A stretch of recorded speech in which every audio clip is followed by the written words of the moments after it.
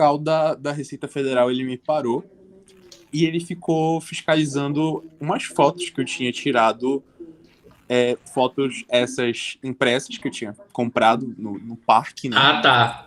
Tu tirou um cara, tirou tua foto e tu mandou ele imprimir. Eu tu pagou para ele. Eu comprei. E ele pagou para ele imprimir. E ele falou que não era para eu levar as coisas que eu comprava no Brasil para lá, porque senão eu poderia ser taxado. Então, tipo, ele queria taxar a minha foto, entendeu? Foi exatamente essa cara que eu fiz. Ele tem esse direito de taxar uma foto minha? Ou algo do tipo? Sim, em tese sim, né? Eu não sei, porque tem que olhar os regulamentos mais específicos da Receita. Eles não ficam olhando coisa pequena. Você tem até um certo limite, R$500, R$1.000, se não me engano, tá agora. Ninguém olha o que você está trazendo na tua mochila, até R$1.000, né? Para ficar. Mas em tese, sim, porque qualquer produto que atravessa a fronteira que você importa, traz de fora para dentro, você tem que pagar ICMS, você tem que pagar imposto de importação, tem que pagar uma série de coisas aí. Mas é fiscal, você tem o que fazer, porque o cara vai olhar quando você está andando com 5 televisão no carro, aí ele vai te parar. Mas o pior de tudo é que eu tava a pé e eu tava, tipo, com 3 sacolas, que não dava nem $100, porque eu nem tenho dinheiro suficiente pra... vai ver que o cara te achou com cara de mombeiro, tu tava com cara de mombeiro, aí ele falou, deixa eu ver o que esse moleque tá fazendo. Aí ele achou, esse mombeiro tá trazendo alguma coisa errada aqui. Cara de estudante, tá trazendo droga do Paraguai. Tem essa, tá legal. Não sei se do Paraguai tá legalizado, no Uruguai tá maconha, né? Então, sei lá. Tava sem muito o que fazer esse fiscal aí. Pô, uma foto. Não é isso? Inveja de ti que tá aí. Eu tô sem poder sair. Vendo falta do pessoal na praia, tudo morrendo de raiva. Já a gente começa, dá mais uns minutinhos, mais uns 4, 5 minutos pro pessoal entrar aí.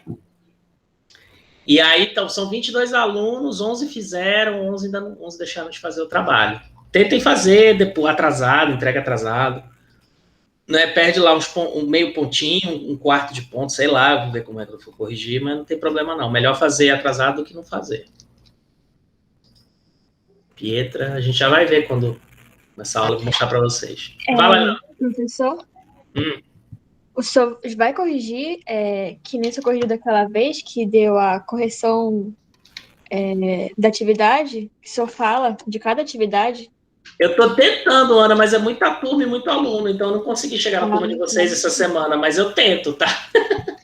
Tá bom. A gente dá uma olhada no de vocês, eu ia até mostrar para vocês, mas vamos ver o teu. Vamos ver o teu. Não, na dúvida, na verdade. Vamos ver aqui como é que tá o teu. Deixa eu ver perguntei pro Jeff sobre isso. Deixa eu ver aqui. É que eu sempre costumo comentar, né? Pra não ficar uma coisa que vocês estão fazendo e a pessoa não tá lendo. Eu leio, mas. Eu te mandei o meu, né, Annalise? Foi pro dia que eu mandei? Foi, só que eu já tinha entregado, daí eu entreguei como tava. Mandei pra ti e pra Yasmin. Tô lendo o teu aqui, tá certinho. Certeza. Agora vamos ver a segunda. A segunda é que é complicada. Foi. A segunda parte da segunda que eu fiquei na dúvida. A segunda parte. Tá certo. Deixa eu mostrar pra galera aqui. Vamos todo mundo olhar o trabalho da Ana. Se eu falar primeiro se tá certo ou se tá errado. Tá certo, tô vendo aqui. Pra perguntar. Certo. Tá certo. Tá, mostrei. A lei ordinária, que a pergunta era, né? Se você tem um tratado aprovado pelo rito do artigo 5º, parágrafo 3º, e aí, um tempo depois, o Congresso Nacional aprova uma lei que entra em conflito com esse tratado. O que acontece com essa lei? Aí, a tua resposta é... A lei ordinária não seria levada em consideração. Né? A tua resposta não está muito técnica, mas é isso mesmo. Não é que ela não é levada em consideração, ela não entra em vigência naquele ponto que está em conflito. Ou, dito de outra forma, ela é derrogada tacitamente naquilo que está em conflito. Ou seja, ela não vale. Naquele ponto onde tem conflito, ela não vale. Vale a emenda. Mas tá certo, então, né? Tá certo, tá certo. Só falar mais formal, então, na próxima vez. Não, não levado em consideração é um negócio meio esquisito de falar mesmo. Mas, agora a segunda parte, que é o segundo parágrafo. Caso não tenha sido aprovado, tratado terá status de lei ordinária e na situação em que se encontra uma lei ordinária entrando em conflito com o tratado, o que sobressai... Peraí. A que sobressai é do tratado, escolha de maneira bem clara. Não, aqui está errado essa segunda parte. Eu fiquei na dúvida se era lei ou se o tratado se tornava status de lei ordinária mesmo, e se, entrando em divergência com a lei ordinária, a que vai a criada, eu fiquei em dúvida se a mais recente, que é a mais recente, a mais recente. Mais recente que vai. Tudo isso em linhas gerais, tá, gente? Porque na prática o judiciário ele vai observar uma série de critérios para Fala. Não, o judiciário vai olhar uma série de critérios para dizer qual que vale. E um desses critérios é a questão dos direitos humanos, que estão mais alinhados com a Constituição. Então, talvez ele dê prevalência para o tratado sobre a lei que foi editada posteriormente. Mas a regra geral seca, né, em situação hipotética, completamente geral, é que a lei passe a valer por cima do tratado, dentro do Brasil. Né, dentro do Brasil. Fora do Brasil, o Brasil vai continuar a signatário do tratado, vai continuar sendo cobrado internacionalmente, mas aqui dentro o que vai valer é a lei nova, porque lei nova revoga a lei antiga. Essa é a regra. Como o tratado entrou no sistema jurídico brasileiro com status de lei, a lei nova é como se eu tivesse feito uma lei hoje e outra lei amanhã sobre o mesmo assunto. A lei de amanhã vai valer e a lei de hoje vai deixar de valer, né? Mas, na prática, essas coisas variam, tá? O Supremo vai comparar, o Judiciário, como um todo, vai interpretar e ver qual que está mais adequado à Constituição. Às vezes, o tratado é específico e a lei é geral. Tem outra regra de interpretação, que talvez vocês tenham estudado em IED ou em Constitucional, de que lei específica vale por sobre lei geral. Então, às vezes, uma lei geral que é criada depois, mas por ser entendida como uma lei muito ampla, né, e a lei específica é mais específica, vale a lei específica. Por exemplo, eu lembro que teve uma mudança aí na legislação do Código Penal sobre dano. Tem um crime de dano lá, dano a patrimônio público, dano a bem público. E existe uma legislação específica ambiental que fala em dano ambiental. O tipo penal é muito igual, é muito parecido. Né? Só que um é só sobre coisas de meio ambiente, o outro é qualquer tipo de... Minha câmera está com problema, hoje eu vou ter que comprar uma nova, essa câmera é horrorosa.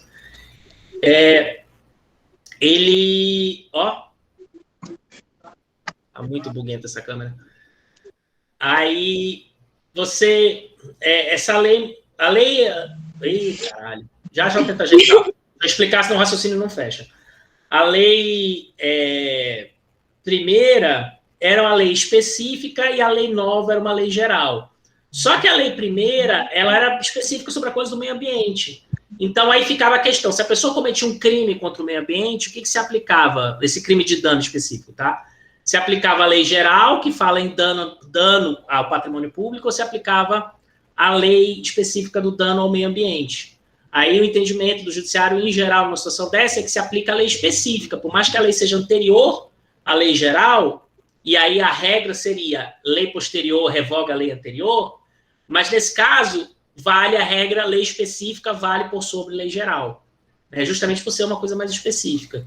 Então, varia, tá? A questão que eu botei para vocês foi de modo assim, bem amplo, só para vocês relembrarem isso e fixarem isso, que existe essa regra. Lei posterior revoga a lei anterior, se elas forem do mesmo status normativo. Agora, se uma foi emenda constitucional ou ter status de emenda constitucional e a outra é legislação ordinária, aí a emenda constitucional vale mais do que a lei ordinária. Deixa eu tentar ligar essa porcaria de novo. Amanhã eu vou na rua comprar outro. E aí, outra coisa que eu queria saber era sobre o status de supralegal. A gente vai já discutir isso hoje. Pode falar. É porque tem o status de emenda constitucional, que o tratado só está depois da Constituição, né? Aí depois tem esse de supralegal, que parece quando ele fala dos direitos humanos, mas não está seguindo as exigências do artigo. E tem... Não é isso, não? É isso, tem a outra, e tem a de lei ordinária. Aí foi isso que eu fiquei na dúvida mesmo. Primeiro eu fiquei na dúvida, será que é lei ordinária mesmo que que é o nome, aí depois eu fiquei na dúvida. E o que vai acontecer agora? Que são duas leis ordinárias divergindo. A aula de hoje é sobre isso. Inclusive, os textos falam sobre esse assunto hoje. Não sei se vocês conseguiram ler, porque eu botei muito em cima. Fala. Eu primeiro tinha pensado nisso que o senhor falou, que era a resposta certa, né? Aí depois eu fui discutir com um amigo. Aí depois eu mandei mensagem pro Jeff. Eu fiquei mais na dúvida ainda. Aí depois eu voltei pro livro. Aí no livro tava falando isso, que eu até citei na resposta, que...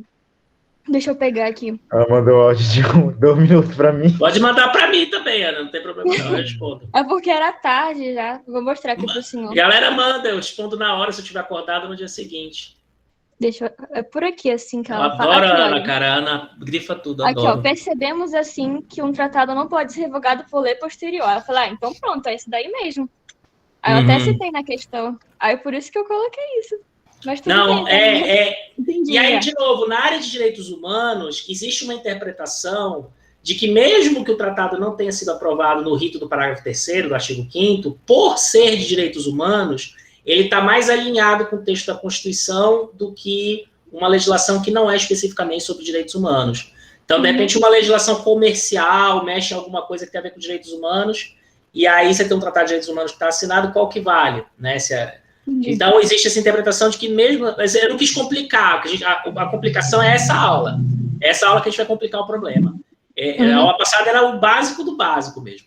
A coisa do supralegal, a gente vai ver agora nessa aula, tá? O supralegal é uma invenção. Quer dizer, tudo no direito é uma invenção, mas esse particular é um puxadinho jurídico. É uma invenção que o STF fez para dar conta de uma situação, que é essa situação de tratado de direitos humanos, que ou não foi aprovado nos termos do parágrafo 3º, ou foi aprovado antes da emenda 45, em especial o Pacto de São José da Costa Rica, que a gente vai ver hoje. Então, esse tratado ficaria numa situação complicada, porque a lei posterior revogaria ele. E aí, existia um movimento político, né, que para mim essas interpretações são todas políticas, no final das contas, de que a gente tem que dar preferência para o tratado de direitos humanos, né, por uma questão de preferência política mesmo. E aí eles arrumaram um jeito, não dá para dizer que o tratado tinha status de emenda, porque ele foi aprovado antes da emenda 45, então não tinha nem esse mecanismo do artigo parágrafo 3º. Inferno. Ele não tinha... Ele não tinha status de emenda. Eita, deixa eu dar uma... Saco. Ele não tinha status de emenda, ou ele não tinha... ou ele não tinha sido aprovado nos termos do parágrafo 3º, ou seja, com quórum qualificado. E aí você queria fazer com que ele valesse de qualquer jeito, entendeu? E aí criou-se essa categoria de supralegal, que não existe, tecnicamente falando, mas o Supremo inventou que existe. Né? Então, entre a emenda constitucional e a lei, que não existia nada, né? Você tinha emenda e você tinha lei. Né? A Constituição, emenda constitucional e lei. Aí, entre a lei e a emenda, o Supremo inventou essa categoria de supralegal, que está acima da lei, mas abaixo da emenda. Que era para dizer que o tratado valia, mas a gente vai ver como é que foi feito isso na aula. Vamos começar aqui. Tá bom. Deixa eu dar uma última tentativa de resolver esta bosta. Amanhã eu vou sair na rua e comprar outra. Sabia que era vagabundo quando eu comprei essa câmera? Tudo aqui é de qualidade. O microfone é super pimp, o computador tá super pimp, só essa câmera que é vagabunda. Vamos olhar, então. O texto, eu botei um pouco em cima para vocês. Perdão, vou tentar botar mais cedo da semana que vem, né? Porque essa aula de quinta eu sempre estou pifado, e quando termina a aula eu caio. Aí depois eu levanto para ver as coisas. Mas eu vou tentar botar mais cedo. Os textos de hoje, alguém tentou ler? Conseguiu dar uma olhada? Eu não consegui, professor. Tá, depois tenta dar uma olhadinha. Eles estão...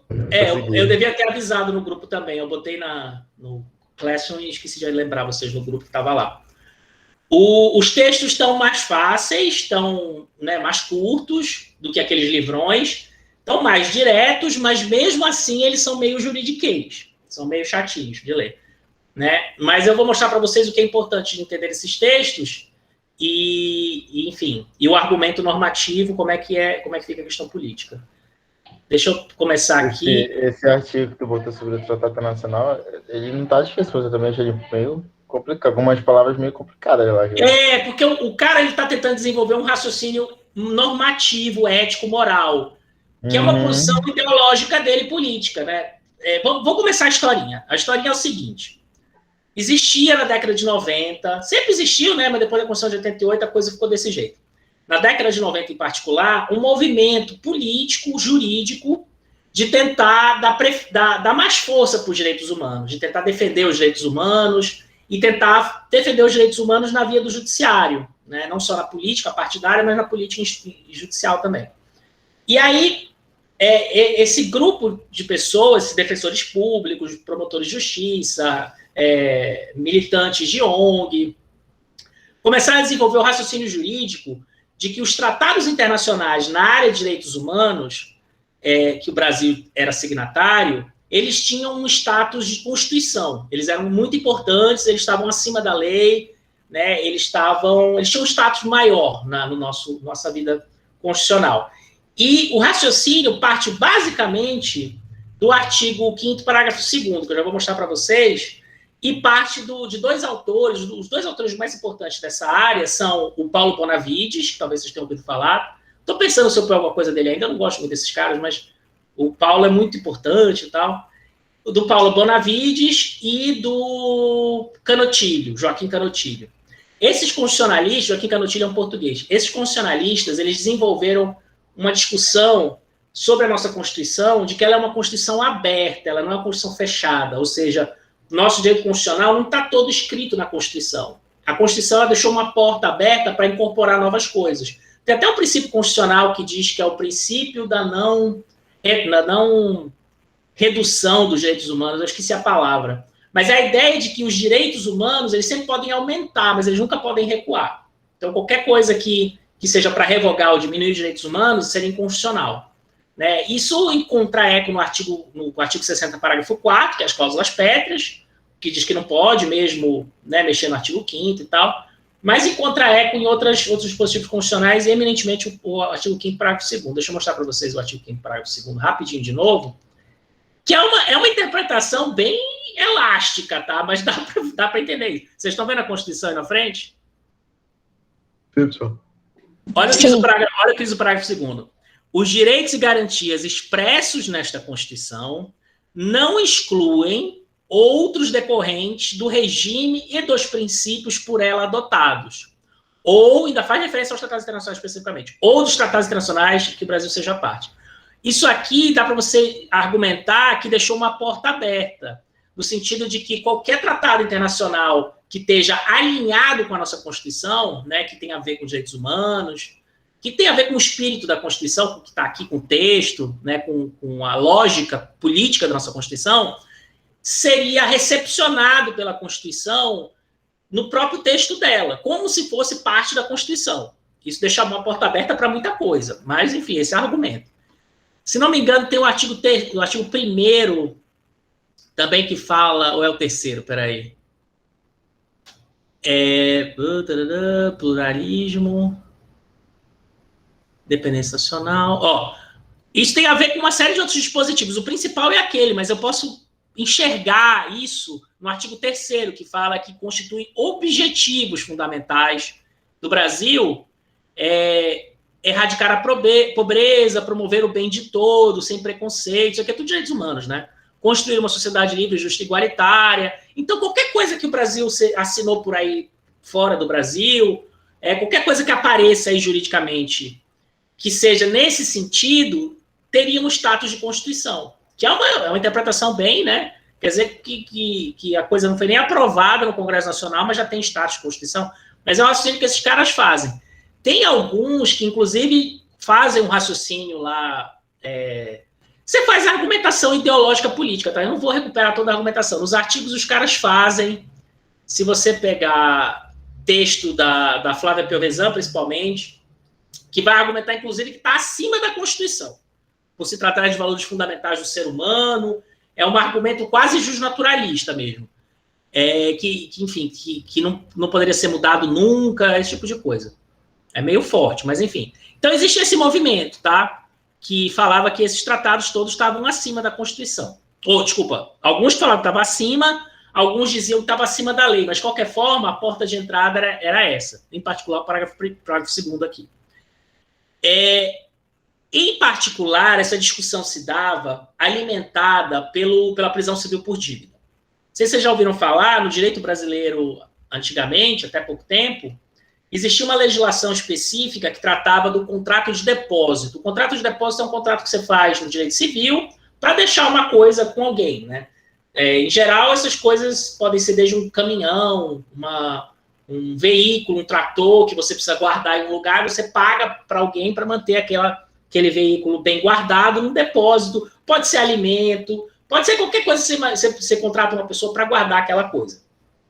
Pode ser quadros. Nas alfândegas internacionais é comum você ter armazéns onde se guarda quadros, coisas muito caras que os caras não querem pagar imposto, então fica lá no aeroporto, no armazém do aeroporto. Tem até filme que mostra essas coisas. Aquele filme o último filme, o Tenet, vocês assistiram o Tenet? Excelente filme, do Nolan. Tem uma parte do filme que ocorre num desses armazéns, onde você guarda a coisa lá dentro, é um depósito. Enfim, contrato de depósito. Nesse contrato de depósito, na lei, previa-se que a pessoa que não entregasse o bem, né, quando fosse instada, quando fosse obrigação dela te devolver o bem, e não reparasse, não pagasse o valor, porque às vezes a pessoa não consegue te entregar porque roubaram, porque pegou fogo, porque tem algum problema, mas o contrato fala que é a responsabilidade de quem estava depositando o bem a te restituir o valor, né? Enfim, a lei dizia que se você não devolvesse o bem ou não pagasse o valor devido pela perda do bem, você ia preso. Era a única hipótese de prisão. Não, na verdade tem uma outra que eu vou discutir depois. Mas era uma hipótese de prisão civil por dívida. Prisão civil por dívida é um negócio que as sociedades civilizadas abandonaram há muito tempo. Era aquilo que acontecia no Império, na República Velha até, na escravidão, que a pessoa podia virar escravo por estar devendo. Se você devesse muito tempo, a pessoa tinha o direito a te escravizar ou a te mandar prender. Até você pagar a dívida, você estava preso. É um negócio super bizarro, mas tinha. E aí, isso foi abolido e tal, mas essa lei previa esse negócio ainda. Acontece que o Brasil é signatário do Pacto de São José da Costa Rica. Deixa eu mostrar para vocês o pacto aqui. Que eu já mencionei várias vezes, a gente vai estudar ele a fundo mais para frente. Quando a gente for falar de Sistema Interamericano de Direitos Humanos. Peraí. Vocês estão vendo aí na tela o pacto, né? Sim. Aqui, ó. Não, ainda não é isso. Não, cadê? Dívida. E professor? Aqui, fala. Depois só manda o link do Class 1 aí no chat, porque tem uns alunos pedindo aqui que ainda não entraram lá. Deixa eu colocar aqui. Os alunos que ainda não entraram, tentem fazer o trabalho da semana passada e o próximo, tá? Para ter as coisas em dia. Deixa eu mandar aqui agora, logo. O link é esse. Vou botar aqui no chat, tá? Eles estão no WhatsApp, que eu ponho no WhatsApp também, logo, para facilitar a vida. Eu ponho no chat que eu ponho lá no WhatsApp. Ah, valeu. Aqui, e o código da turma. Aqui. Quando for entrar. Olha o que diz o Pacto de São José. No artigo 7º, inciso 7. Ninguém deve ser detido por dívidas. Este princípio não limita os mandados de autoridade judiciária competente expedidos em virtude de inadimplemento de obrigação alimentar. Essa é a única exceção que existe, essa tem no direito brasileiro também, e isso é o único que pode, tá? É prisão civil em caso por dívida de alimentos. Se você está devendo pensão, você pode ir preso. Até 3 meses você pode ficar preso, enquanto você não pagar. É um mecanismo super bacana quando a gente faz petição na defensoria, mandando prender o cara, porque ele não está pagando a pensão dele. É o único caso, a lei faz essa exceção em razão dos direitos fundamentais da criança, geralmente, ou pode ser uma outra situação de pensão, mas em geral é uma criança. Então, aí os direitos fundamentais, a liberdade do devedor, não estão acima dos direitos fundamentais da criança de ter o seu provimento, o seu próprio sustento, né?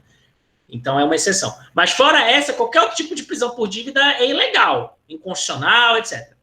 Só que a nossa Constituição não fala nada disso, não tem um dispositivo na Constituição que fala esse negócio aqui, e nosso Código Civil autorizava a prisão civil por dívida. Esse tratado aqui, que é um tratado super importante no Brasil, o tratado de direitos humanos mais usado no Brasil é esse aqui, tá? ele foi assinado na década de 70, se não me engano, 80, faz muito tempo que ele foi assinado. E essa mudança legislativa aí do depositário infiel foi posterior ao tratado. Por isso que eu estava discutindo com vocês para pensarem sobre esse negócio de, e se o tratado vem antes da lei, se a lei, vem uma lei depois que revoga o tratado e tal.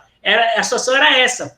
Esse tratado foi assinado e ratificado no Brasil nos anos 70, só que a lei é posterior. Então, existia interpretação de que era possível prender a pessoa por não respeitar o contrato de depósito. E aí, o pessoal de direitos humanos tentou achar um argumento, não só para isso, mas qualquer outro caso de tratado de direitos humanos, de que o tratado do Pacto de São José da Costa Rica está acima da lei, por causa do artigo 5º, parágrafo 2º. Lembre-se que isso tudo foi antes da aprovação da emenda 45, tá? E aí existe esse argumento para tentar soltar as pessoas que eram presas em situações como essa e outras situações que envolvessem conflito de tratado com lei. Tudo isso para dizer que os tratados de direitos humanos valem mais do que a lei no Brasil. Tá? Essa é a defesa política que os caras fazem. Se vocês forem olhar aqui nos textos... Cadê que eu separei?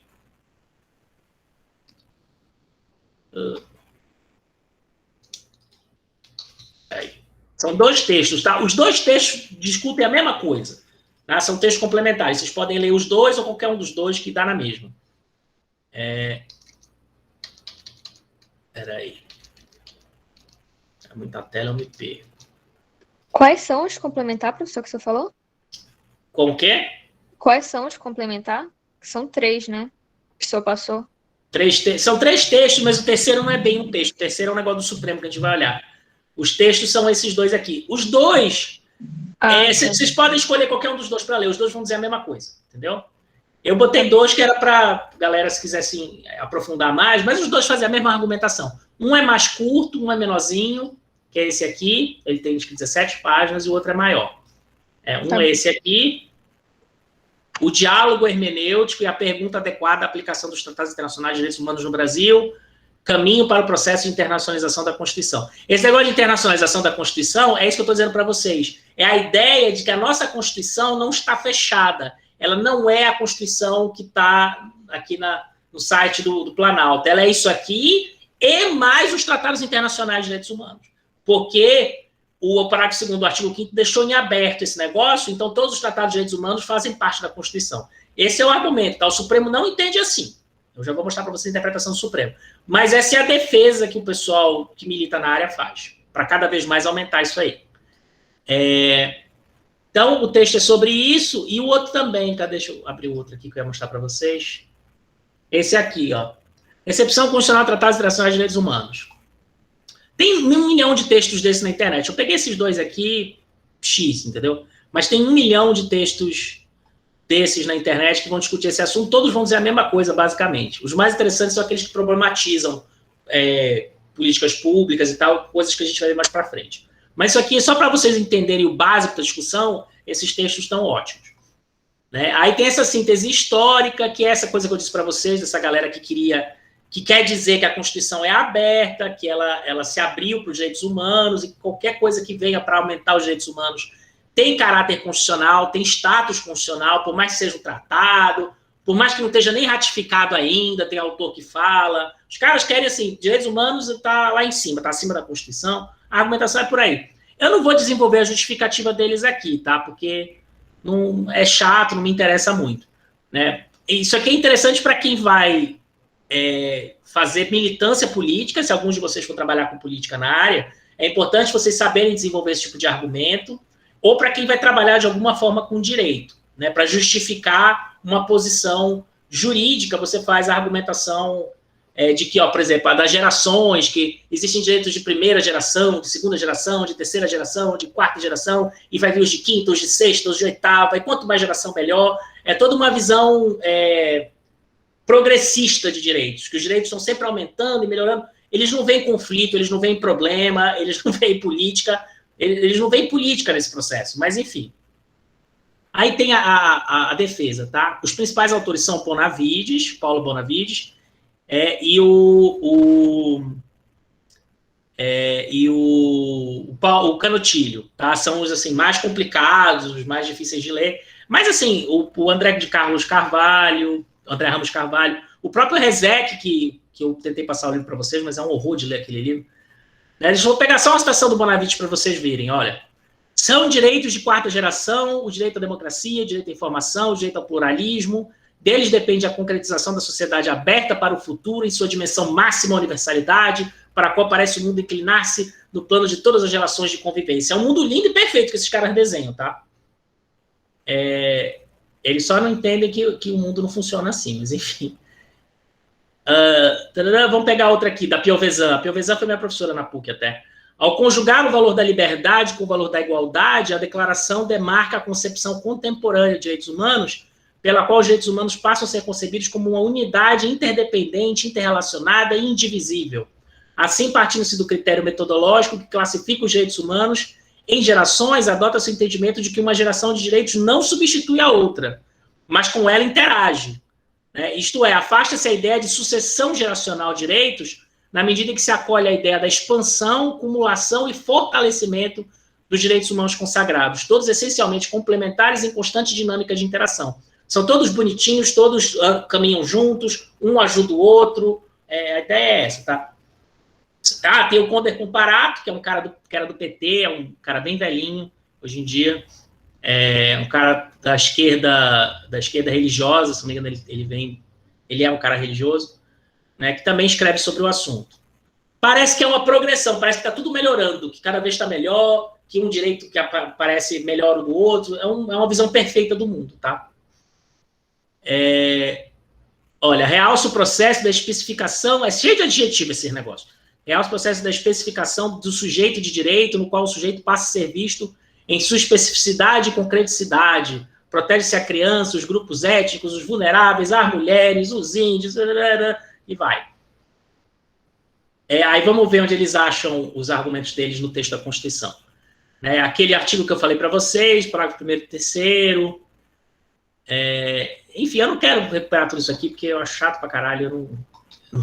Mas o ponto é esse, entendeu? A Constituição, o argumento ideológico, político, jurídico é esse. A Constituição ela é aberta, ela não é fechada, ela não se resume ao texto que está aí, ela é aberta porque ela própria manda ser aberta, principalmente no artigo 5º, parágrafo 2º, e em razão disso, todos os tratados internacionais que se adequam materialmente à Constituição, que vem para somar os direitos humanos, todos têm status constitucional. Esse é o argumento. Então, vou passar isso aqui, tá? Tem essa classificação aqui, que também não serve para nada, do Rezec. Tratado é acordo, aí, quais são os tipos de tratado, isso aqui é chatinho também, não interessa. Procedimento de celebração, isso é o que a gente viu na aula passada. Tem um ponto importante aqui que eu frisei para vocês muito, e que ele fala aqui de novo, que é como é o processo. Assinatura do tratado, ratificação via decreto legislativo pelo presidente do Senado, e após isso, em tese, o tratado já está em vigência, mas não, porque no direito brasileiro criou-se o costume de que após a ratificação, o presidente da República ainda precisa emitir um decreto mandando publicar e avisando ao meio internacional de que o tratado já está ratificado. Quer ver? Ele vai falar aqui embaixo, vou mostrar para vocês. É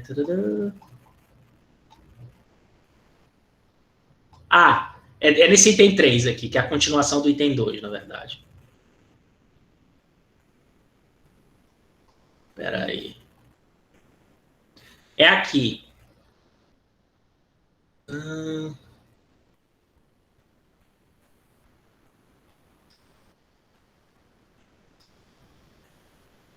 Após isto, tem-se por costume que restam ainda os procedimentos do decreto executivo e sua consequente publicação no Diário Oficial, para que só então os termos de um tratado passem a fazer efeito na esfera interna. O tratado está aprovado, está promulgado, mas ele ainda não tem efeitos. O direito faz essa distinção entre promulgado e produzindo efeitos. Tem coisa que está promulgada e aprovada, mas não produz efeitos ainda. Né? O entendimento em relação aos tratados internacionais é que depois da ratificação e da promulgação, ele ainda não está produzindo efeitos. Ele só vai produzir efeitos com o decreto executivo e a sua consequente publicação no Diário Oficial, que pode ser demorado, né? O presidente ele pode demorar a fazer isso. E aí o tratado não está em vigência. Inclusive, pode ter... Isso deveria ser só uma obrigação dele. O Congresso promulgou, ele publica, ele não tem o que fazer mais, ele não tem o que discutir mais. Né? Mas só que muitas vezes eles usam desse momento, se mudou o presidente, se entrou o presidente de direita, ele dá uma enrolada. Ele não faz o decreto executivo e demora a publicar, tá? Então é por isso que aparece essa discussão. Então, mas aí o costume é que tem que ter esse decreto. Então, depositando o instrumento de ratificação, né, tarará, e aí o pessoal de direitos humanos brigava muito em situações onde esse decreto não saía. Eles gostavam de argumentar, usando essa discussão dos direitos humanos, de que mesmo sem o decreto, a Constituição dizia que o tratado já foi promulgado, então ele já tem efeitos. Vamos ver aqui o que a Piovesan fala. Ao estabelecer apenas esses dois dispositivos supracitados, traz uma sistemática lacunosa, falha e imperfeita. Não prevê, por exemplo, prazo para o presidente da República encaminhar ao Congresso Nacional o tratado para ele assinar. Isso aqui é antes da ratificação. Ou seja, isso é outro momento, um outro político que o presidente da República pode enrolar. Ele pode assinar o tratado, mas não mandar para o Congresso Nacional ratificar. Ele pode sentar no tratado. Né? Tudo isso é prerrogativa política dele. Ele não tem obrigação de mandar. Aí ela está criticando isso, a Piovesan, está dizendo que isso é ruim. Não há ainda previsão de prazo para o Congresso Nacional aprecie o tratado, tampouco previsão de prazo para o presidente da República ratifique o tratado se aprovado pelo Congresso. A palavra que ratifique está errado, né? Ele não vai ratificar, o tratado já está ratificado pelo Congresso. Ele vai só fazer aquele decreto executivo mandando publicar. Essa sistemática constitucional, ao manter ampla discricionariedade ao Poder Executivo e Legislativo no processo de formação dos tratados, acaba por contribuir para a afronta ao princípio da boa-fé vigente no direito internacional. Isso aqui, de novo, é o pessoal de direitos humanos reclamando que, para eles, não tem política, para eles tem que cumprir a Constituição. Para eles cumprir a Constituição é um negócio automático, não existe política e tal. Óbvio que não tem prazo para ele mandar esse negócio para o Congresso e óbvio que não tem prazo para o Congresso assinar. O Congresso, ele tramita com o seu próprio tempo. Ele tem as prioridades dele, que ele vai fazer. O tratado está lá na lista para ele resolver, mas ele tem coisas que ele acha que é mais importante do que o tratado. O pessoal de direitos humanos acha que só tem direitos humanos no Brasil e que não tem mais nada para se fazer no Congresso Nacional. Mas, enfim. Aí aqui, ó, o ponto que eu queria lembrar vocês. Ademais, o STF tem um entendimento, por costume, não está em lugar nenhum esse negócio, tá? Para que os tratados passem a surtir efeitos após a ratificação, deve ainda o presidente expedir o tal do decreto executivo. Eu só queria lembrar, isso que eu falei na aula passada. E publicar o texto integral no Diário Oficial. Aí ela vai fazer a análise do parágrafo 2º, que foi isso que eu disse para vocês, que toda essa discussão de que a Constituição é aberta está basicamente focada no parágrafo 2º, que existia mesmo antes da emenda 45. Eu não vou recuperar aqui a argumentação dela, porque, de novo, não é necessário para a gente, mas leiam. Professor? Por exemplo, que eu viajei aqui agora nisso, até vou tentar pesquisar, mas a questão da pena de morte no Brasil, ela não entra nisso por conta do tratado, né? Eu poderia fazer, porque eu teria que fazer uma análise jurídica do assunto, mas eu poderia analisar tratados internacionais que vedam a pena de morte, se tiver algum, e discutir. Eu não sei se está na Constituição a previsão, vamos ver se está. Eu acho que está, viu? Eu acho que está porque existe a pena de morte militar, né? Uhum. E como é uma coisa muito séria, é uma exceção ao direito à vida, é uma exceção a uma garantia fundamental. Se a vida está garantida na Constituição, a exceção a ela só pode vir na Constituição também. Então, tem que ter a previsão aqui. Vamos ver se fala. Eu não estou achando. Mas se tem no ordenamento jurídico, é porque existe uma interpretação que garante isso, tá? Peraí, vamos olhar rapidinho aqui para resolver a tua pergunta.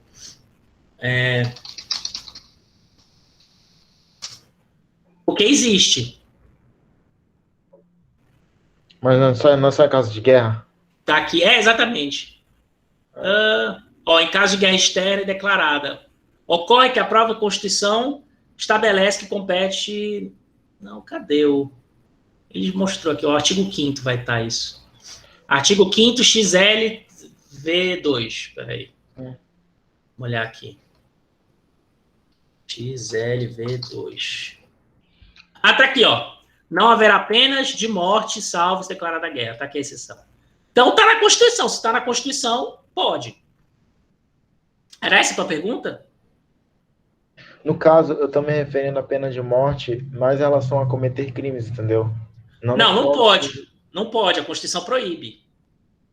Está proibido. Está aqui, ó. Não haverá pena de morte. Está proibido. Só nesse caso aqui. Esse é o único caso. Né? Ou temos do artigo 84. Fala. Pois é, mas no caso dessa proibição, ela tem alguma coisa a ver com o Tratado Internacional de Direitos Humanos? Não, assim, a proibição está na Constituição, nem precisa de tratado, entendeu? Mas você pode ter algum tratado que fale, que não pode ter, porque o Brasil é signatário que proíbe pena de morte. Não sei se tem. O Pacto Internacional de San José não proíbe pena de morte, tá? Não está escrito lá que é proibido, se não me engano. Mas pode ter algum que tenha, eu não sei de cabeça todos os tratados. Mas a Constituição autoriza nesse caso e proíbe em qualquer outro. O que significa que se o Brasil assinar um tratado que fala de pena de morte, que fala que é para implementar a pena de morte em caso de terrorismo, um exemplo desse, os Estados Unidos faz pressão política para assinar um tratado criando crime de pena de morte para o crime de terrorismo. Aí o Brasil assina o tratado. Se o Brasil assinar o tratado, e mesmo que esse tratado seja aprovado e promulgado no Congresso Nacional, vai chover ação judicial argumentando que é inconstitucional o tratado, que ele não pode entrar em vigência, por causa do artigo 5º, inciso esse aqui, tá? Uhum. Vamos voltar no texto do negócio aqui, peraí.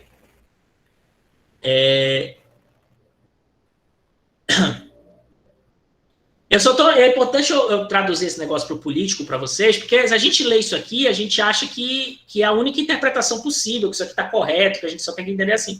Mas não, isso aqui é uma interpretação, é uma visão política da Constituição. E quem vai trabalhar no direito tem que saber fazer esse argumento se estiver trabalhando na área. E, enfim, quem for militar na política também, porque isso aqui é um argumento ideológico, tá? Ó, a nossa Constituição foi mais além. Uma vez que, ao referir os direitos decorrentes do regime e dos princípios, evidentemente consagrou, evidentemente para quem, cara pálida? Consagrou a existência de direitos fundamentais não escritos. Olha o papo aqui. Quer dizer, ele quer dizer que tem direitos que não tem nem na Constituição. De onde você está tirando esse direito, então, cara pálida? Do teu cu, né? É política isso aqui, vocês têm que entender, tá?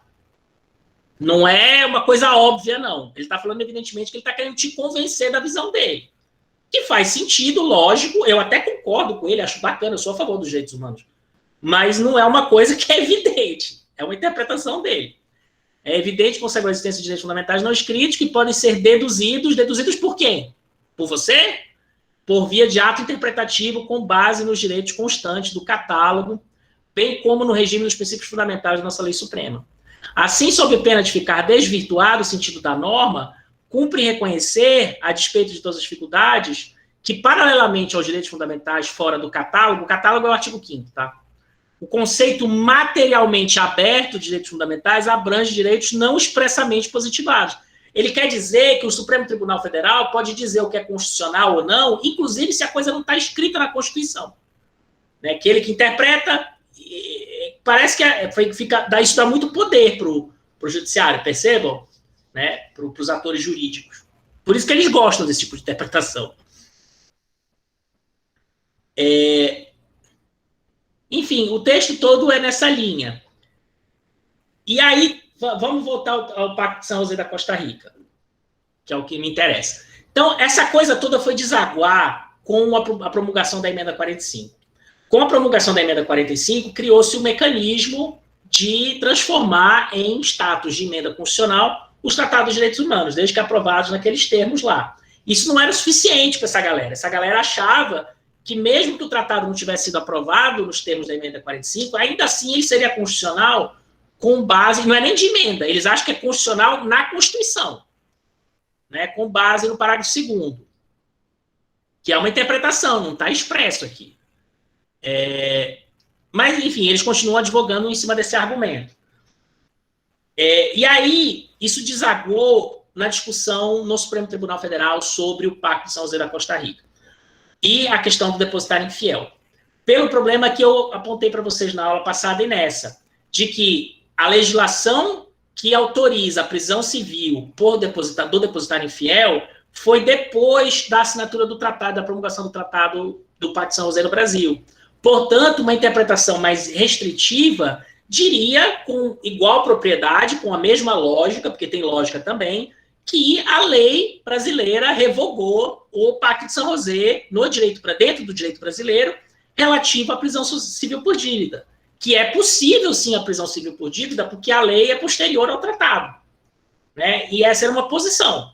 A outra posição era a posição que se tinha de que o tratado estava acima da lei por causa do parágrafo 2º.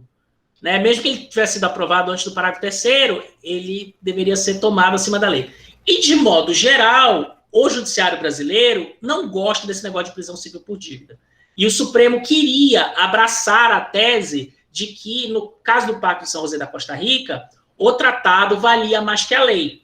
Só que ele não podia fazer isso de uma maneira muito aberta, senão ele ia transformar todos os tratados de direitos humanos assinados pelo Brasil, antes da emenda 45, em status constitucional. Ou seja, se o Supremo fizesse uma interpretação de que não importa se foi assinado antes ou depois da emenda 45, não importa se foi aprovado por 3/5, porque eu não lembro nem se o pacto foi, talvez ele tenha sido aprovado por maioria só, né, na hora de promulgar ali no Congresso Nacional. Não importa, mesmo assim, teria status de emenda. Isso deixaria uma porta aberta muito grande, né, inclusive invalidando o parágrafo 3º, porque se o fato de ser um tratado de direitos humanos automaticamente transforma o tratado em emenda constitucional, ou mais ainda, como queriam o pessoal dos direitos humanos, em Constituição, né, com status acima da emenda, então o parágrafo 3º não serve para nada. Né? O parágrafo 3º quis justamente restringir e limitar essa interpretação um pouco, falando, não, só se for aprovado, com 3/5, nas 2 casas, e o Supremo não queria fazer isso. Então ele estava numa posição, numa caçapa de bico. Ele não queria nem dizer que o depositário infiel era válido, né? Ele queria dar preferência ao Tratado de Direitos Humanos, mas ele também não queria deixar a questão aberta ao ponto de transformar todos os tratados de direitos humanos em texto constitucional. E aí ele achou um meio caminho, um puxadinho jurídico, uma bruxaria que eles fizeram lá para dizer que o tratado tem caráter supralegal, que ele não tem caráter constitucional, ele não tem caráter nem de emenda constitucional nos termos do parágrafo 3º, mas em razão de toda essa ladainha que a galera dos direitos humanos argumenta, ele tem caráter supralegal, ele está acima da lei. Né, vamos ver, e é isso que eles discutem nos textos aqui, como é que é feita essa argumentação, a discussão do posicionamento hierárquico. Eles puxam a interpretação para o lado do pessoal dos direitos humanos, porque é a posição deles, né? A análise do artigo 3º, eles vão discutir isso tudo aqui, tá? Mas eu já estou adiantando o fim da conversa, que vai dar nisso. Tem outros pontos que são paralelos a esse, como, por exemplo, a discricionariedade do Congresso sobre o procedimento da aprovação. Eu posso argumentar que se o Congresso Nacional demorar muito para aprovar, para ratificar, para discutir, o Judiciário poderia se intrometer e aprovar o tratado por cima do Congresso Nacional, tendo visto os princípios e tarará. O Supremo tem decisão dizendo que não, tem que esperar o Congresso aprovar, porque isso é uma questão política. Outra discussão que ela traz aqui atrás, que é aquela do presidente. O Congresso promulgou, mas o presidente não está publicando o decreto executivo. Pode o Judiciário chegar e dizer que tem que ser publicado esse decreto executivo por cima do presidente da República? Né? O STF entende que não, o pessoal de direitos humanos entende que sim. Eles querem que o Judiciário faça tudo, tá? Que governe, que não precisa nem de Congresso Nacional, o Judiciário mesmo decide quais são as leis mais importantes e diz quais são as que têm que ser feitas e que estão valendo. Então, manifestou o seguinte sentido: sob tal perspectiva, o sistema constitucional brasileiro não que exige a edição da lei para efeito de incorporação do ato internacional de direito interno, satisfaz-se para efeito de executoriedade doméstica dos tratados internacionais que a adoção do interprocedimental, que compreende a aprovação e a promulgação executiva do texto constitucional. Isso aqui é o Supremo dizendo, precisa obedecer o procedimento. Eu não posso chegar e passar por cima do Congresso, do presidente da República, e dizer que tem que valer o tratado só porque vocês gostam do tratado pra caramba. E a gente também gosta do tratado pra caramba. Não dá para passar por cima, né, dos outros poderes. Então é um pouco isso. E a solução foi essa, de que os tratados de direitos humanos que foram assinados antes da emenda 45, ou que foram assinados mesmo após a emenda 45, mas não obedeceram ao rito da emenda 45, ao rito do parágrafo 3º, eles são supralegais, porém infraconstitucionais. Não era o que queria o pessoal de direitos humanos, mas foi o que deu para fazer. Então é daí que vem a palavra supralegal, tá, Ana? Você viu por aí nos textos, supralegal, o que é supralegal? É porque acima da lei está a Constituição, então se é supralegal é constitucional. Não, não é. Está abaixo da Constituição e acima da lei, esse é o puxadinho. Deixa eu mostrar para vocês aqui no Supremo a súmula vinculante que trata dessa questão. Súmula vinculante, se vocês não estudaram esse constitucional, deveriam ter, mas súmula vinculante é um mecanismo que foi criado também pela emenda 45, porque é assim, no direito brasileiro tem um negócio muito complicado que é o princípio do convencimento motivado. Isso quer dizer que qualquer juiz de qualquer instância, qualquer tribunal, decide conforme a sua consciência. A única obrigação que ele tem é justificar a sua decisão. Né? Ele justifica do jeito que ele quiser e decide aquilo que ele quiser. Isso faz parte da independência do Poder Judiciário, que não pode ser controlado por nenhuma outra instância. O juiz ele não pode dizer que a decisão dele está errada, né, só porque ele tem uma opinião. Você não pode impedir o juiz de decidir da forma como ele quer decidir. Você pode reverter a decisão dele numa instância superior, mas você não pode proibir ele de decidir como ele quer decidir. Isso cria um problema no nosso sistema jurídico-político, tá? Isso não é assim em todo o país. Né? Na Europa, por exemplo, na Alemanha, na França, na Alemanha, na Áustria, o juiz de primeira instância ele não interpreta a Constituição, ele só aplica a lei. Se ele tem uma questão constitucional, ele mesmo não decide, ele para o processo, manda para o Supremo, para o Tribunal Constitucional Alemão, o Tribunal Constitucional Alemão vai decidir a questão constitucional e aquilo retorna depois para o juiz. Então, o nosso judiciário, ele tem... cada juiz é uma ilha, todos decidem do jeito que eles quiserem, isso cria um problema, né, do ponto de vista de política pública, porque o governo faz um negócio, aí você pipoca o número de ações judiciais do Brasil afora, alguns juízes dizem que sim, outros dizem que não. Isso demora anos para ser resolvido, só pode ser resolvido pela via de recurso no Supremo, e muitas vezes, depois que o Supremo decide, mesmo assim os juízes de primeira e segunda instância continuam decidindo contra a decisão do Supremo. Isso cria um problema de coordenação e tal, eu não quero entrar muito na discussão, mas um dos mecanismos para tentar resolver esse problema foi a criação da súmula vinculante. Súmula vinculante, só o Supremo Tribunal pode fazer, ele faz por 2/3, votação de 2/3 dos membros do Supremo, e quando ele edita, a súmula, ela obrigatoriamente tem que ser aplicada. É a única situação onde a interpretação que um tribunal no Brasil faz tem que ser seguida por todos. Qualquer outra coisa que o Supremo fale, que não seja súmula vinculante, os juízes de primeira instância e os tribunais inferiores podem decidir de outro jeito. Só porque o Supremo decidiu, não é obrigado o Tribunal de Justiça do Amapá decidir igual. Eu estou de saco cheio de fazer recurso para o Superior Tribunal de Justiça, porque o Tribunal do Amapá aqui decide contra o entendimento do superior. Eles sabem que eles estão decidindo contra o entendimento do superior, mas eles decidem mesmo assim, porque se quiser que recorra, entendeu? Aqui no Amapá a gente decide desse jeito. Isso é no Brasil afora, não é só no Amapá, não. Né? A súmula vinculante é um instrumento que obriga a seguir a decisão do Supremo. É o único. Então, só para explicar para vocês o que é súmula vinculante. Sobre a questão do depositário infiel, tem uma súmula vinculante. A súmula vinculante é essa aqui, ó. Depois a gente vai ver a argumentação, que é o mais importante para essa aula. Mas o que diz a súmula é só essa frase aqui. É ilícita a prisão civil do depositário infiel, qualquer que seja a modalidade de depósito. Isso aqui é em função do Pacto de São José da Costa Rica. Cadê ele? É em razão disso aqui, tá? E em razão da interpretação que o Supremo deu ao parágrafo 2º e ao parágrafo 3º da nossa Constituição sobre Tratado de Direitos Humanos. Agora, deixa eu mostrar para vocês de onde vem o supralegal. Cadê o... Aí aqui tem os precedentes. Os precedentes são os julgados aonde se estabeleceu essa súmula, tá? O principal deles, eu acredito que seja esse aqui, esse primeiro, que é de 2008. Ó, a emenda constitucional de 2003, a decisão que julgou inconstitucional o depositário infiel é de 2008. O tratado foi assinado na década de 70. Então, tá desde então a encrenca aí. Vamos olhar aqui rapidinho esse recurso extraordinário, só para ver o negócio do supralegal, tá? É muito grande essa decisão, ela tem 500, 400 páginas, se for o que eu estou pensando. Então, dá para a gente ler toda. Olha o tempo que leva para carregar o tamanho da bicha. Eu acho que é essa. A gente vê só a ementa. A ementa ela vai dar o resumo da decisão.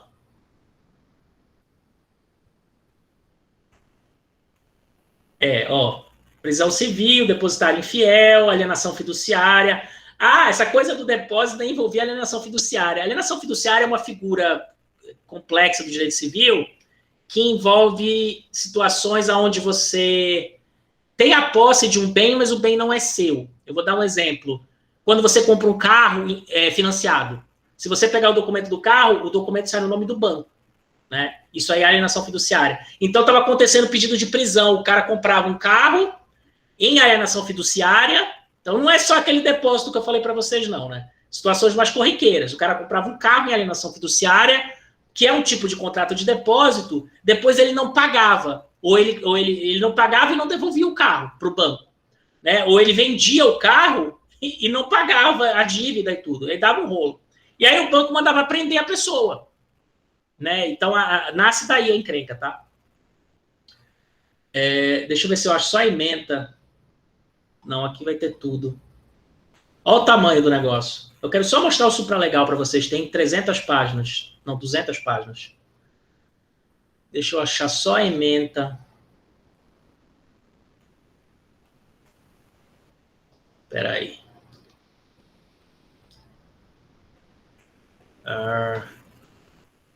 Jurisprudência, pesquisa.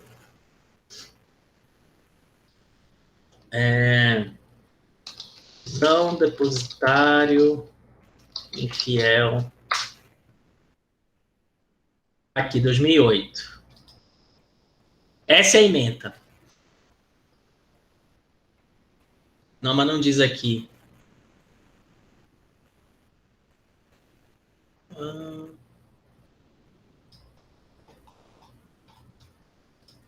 Quero ver se eu mostro para vocês o Supremo falando do supralegal.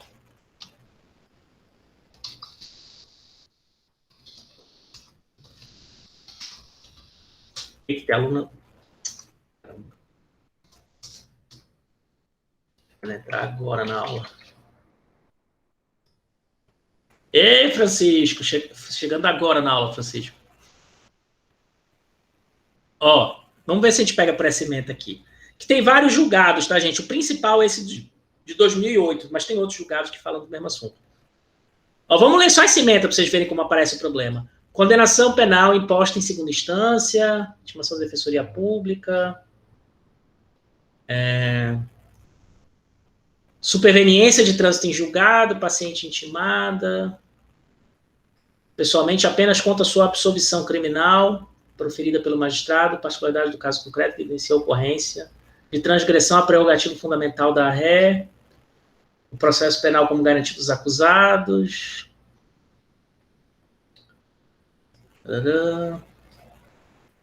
A garantia assegurada pelos pactos internacionais em tema de persecução penal a qualquer pessoa, a Convenção Americana de Direitos Humanos e o Pacto Internacional sobre Direitos Civis e Políticos, a questão da posição hierárquica dos tratados internacionais de direitos humanos, natureza constitucional ou supralegal? Doutrina, então eles vão discutir isso aqui de novo nesse caso, se for discutir a questão supralegal. Mas o supralegal nasce desse problema, tá, gente? De encaixar esses tratados que foram assinados, porém não de acordo com o parágrafo terceiro. Eles não queriam que fosse igual uma lei, mas eles não queriam que fosse igual à Constituição. Aí inventaram essa argumentação do supralegal. É isso. Eu não vou ficar analisando o julgado com vocês aqui, que não vai ser cansativo para vocês. Se vocês quiserem, a gente faz isso na próxima aula. Olha aqui de novo. Equiparação do devedor fiduciante ao depositário, prisão civil do devedor fiduciante em fase do princípio da proporcionalidade. Aí ele fala do supralegal. O status normativo supralegal dos tratados internacionais de direitos humanos, subscritos pelo Brasil, torna inaplicável a legislação infraconstitucional com ele conflitante. É isso aqui. Seja ele anterior ou posterior ao ato de adesão. Assim ocorreu com o artigo do Código Civil relativo ao depositário infiel. Tá? Então, esse era o ponto da aula importante para vocês. Perguntas? Tudo certo, professor. Tá bom? A próxima aula a gente vai começar a complexificar esse bicho. talvez a gente já comece a analisar o Pacto de São José da Costa Rica e o sistema de funcionamento do Sistema Interamericano de Direitos Humanos. Né? Aí vai ficar bem legal, porque a gente vai olhar a Corte Internacional de Direitos Humanos, a gente vai olhar a Comissão Interamericana de Direitos Humanos, são órgãos internacionais que dão decisões que são aplicadas dentro do país, dentro do Brasil, que é signatário da Corte Interamericana. Como é que a gente leva um caso para lá? A gente vai começar a ver litigância estratégica, que são esses casos que a gente, no Brasil, está levando para as instâncias internacionais. O caso do Bolsonaro é um agora, mas é lá no TPI, é outro órgão. Mas também é um judiciário internacional, né? E aí, como é que é essa relação do judiciário internacional com o judiciário brasileiro? O que você pode levar para o TPI, o que você pode levar para a comissão, para a corte? A gente vai olhar esses casos, tá? Dessa vez eu prometo botar o texto amanhã para vocês, lendo com antecedência. E aí o trabalho de hoje, já eu ponho. Assim que terminar a aula, eu entro e coloco lá a questão para vocês fazerem. E, ai, droga, tá aqui a porra da câmera quebrada de novo. Olha eu aqui. Vou arrumar essa câmera amanhã também. Tá? Perguntas?